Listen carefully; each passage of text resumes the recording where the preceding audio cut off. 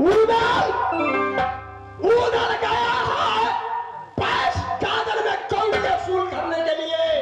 यह रात दिल्ली ने वादा करके साथ साथ पान के पीर छपा करके गया था।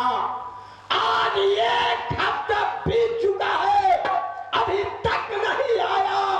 शायद आएगा आएगा उदल आएगा।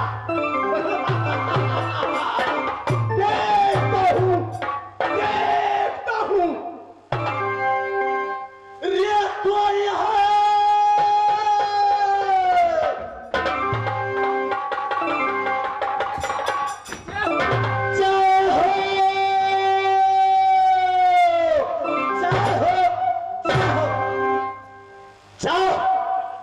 महाराजा पृथ्वीराज चौहान से कहना कि मोहब्बा निवासी छोटा अंगद उदल आया। जी महाराज। जय हो, क्या खबर लेकर आए हो?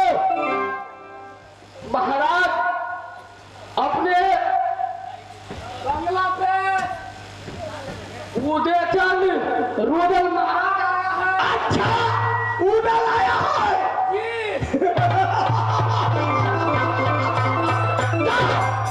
उससे मेरे सामने लाओ। 12 साल का कौड़ी बकाया है, वह वसूल करके आया होगा। जल्द से लाओ मेरे सामने। हमरा डर लगे है। क्यों? इतने बबर मोछ है। जाओ, डर लगता है हरामखोर। जी। जाओ, जल्द मुझसे बता करके लाओ। लाया। जाओ। लाया।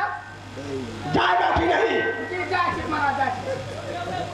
महाराज दुल्हन महाराज की जय हो।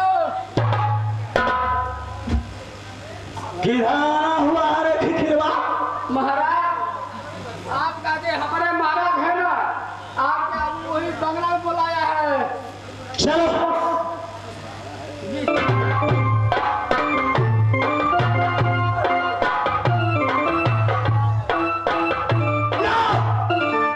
उदल आगे भैंस गादर से लाओ। 12 साल का कौड़ी बकाया था।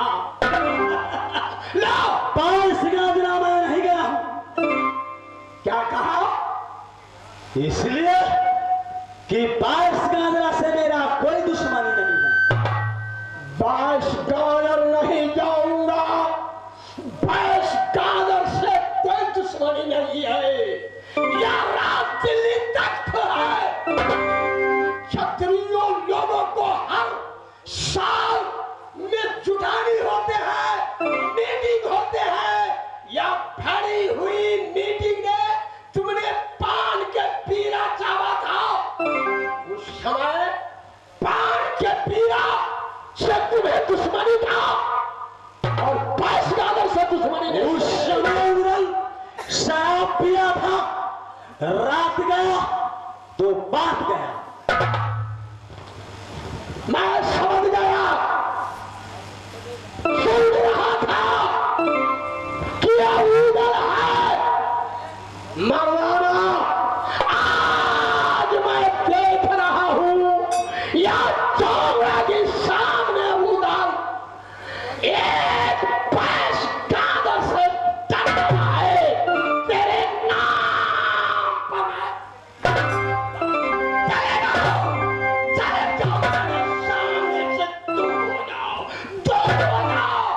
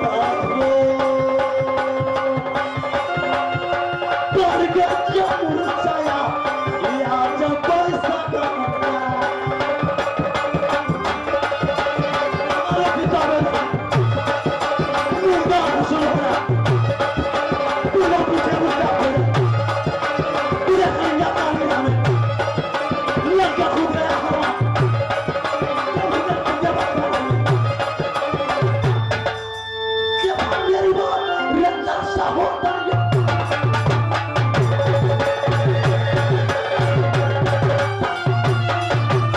भैया सुनो तेरा नहीं भैया सुनो पिया का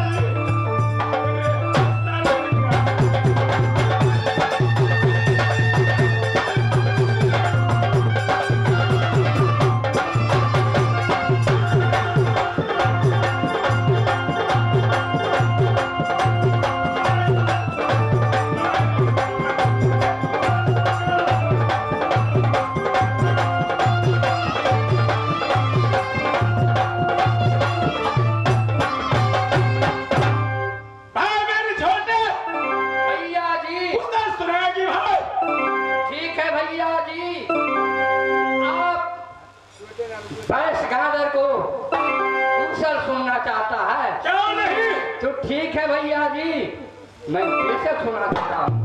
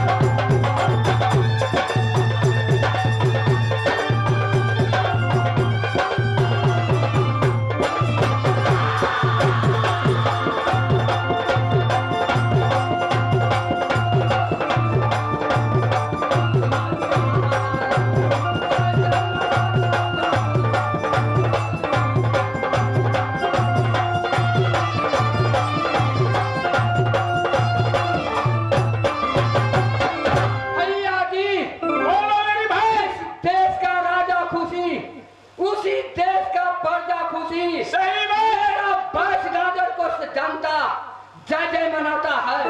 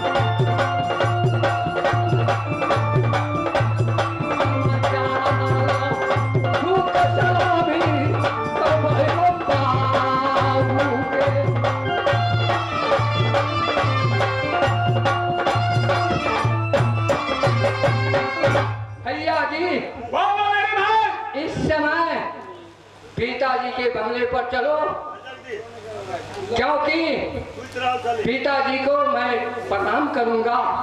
आज अपना शुभ समाचार 22 गाजर को सुनाऊंगा। भैया जी किनकी मैया बागिन जल है 22 गाजर